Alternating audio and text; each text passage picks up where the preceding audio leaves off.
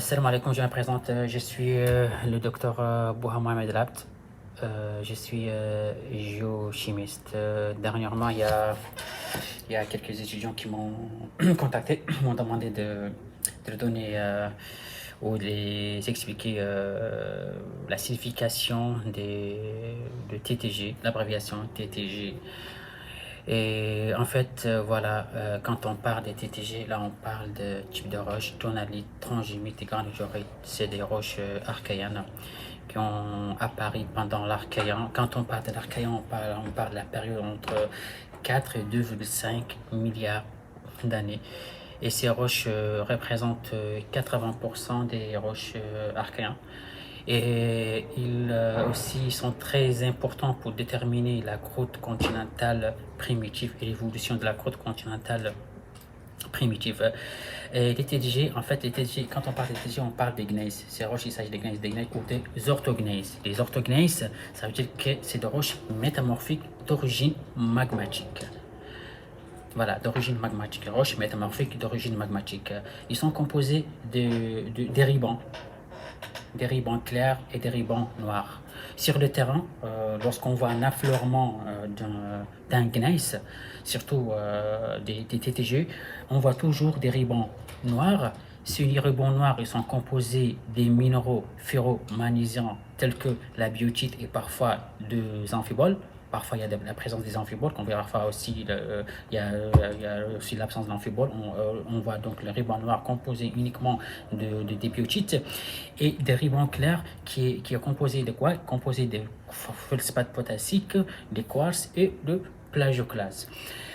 Minéralogiquement, ces roches, ils sont composés, comme j'ai dit, de quartz, feldspath potassique, plagioclase et la biotite. Et chimiquement, ils sont très riches en silice. La teneur en silice est supérieure à 65%.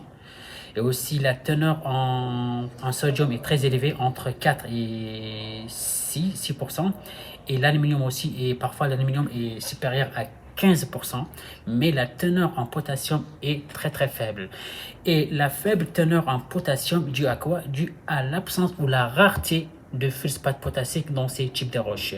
Et c'est ça qui les différencie des granites qu'on voit aujourd'hui. En fait, les TTG, ils représentent la croûte continentale primitive, alors que les granites représentent la croûte continentale récente ou la croûte continentale d'aujourd'hui, après 2,5 milliards d'années.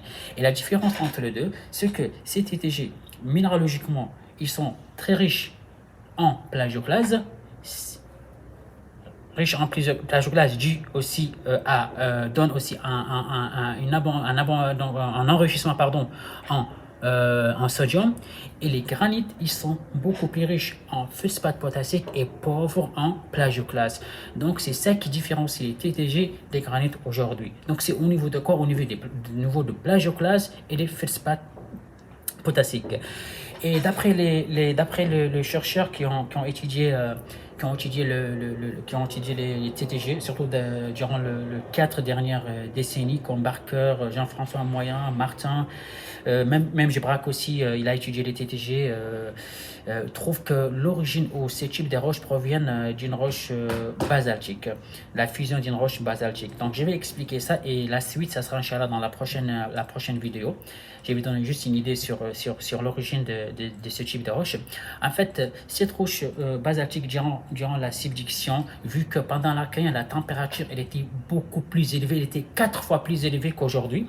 C'est pour cela donc la fusion, ces roches proviennent de la fusion de la croûte océanique elle-même. C'est elle-même qui va subir cette fusion pour donner soit l'amphibolite agrénat ou l'éclogite.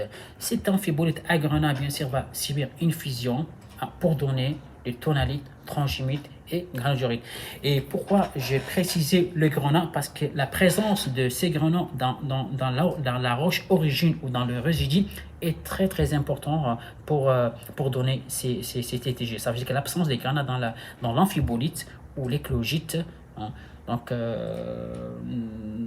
donne pas TTG. Donc la présence des TTG des grenats est très très indispensable pour la formation de ces types de roches.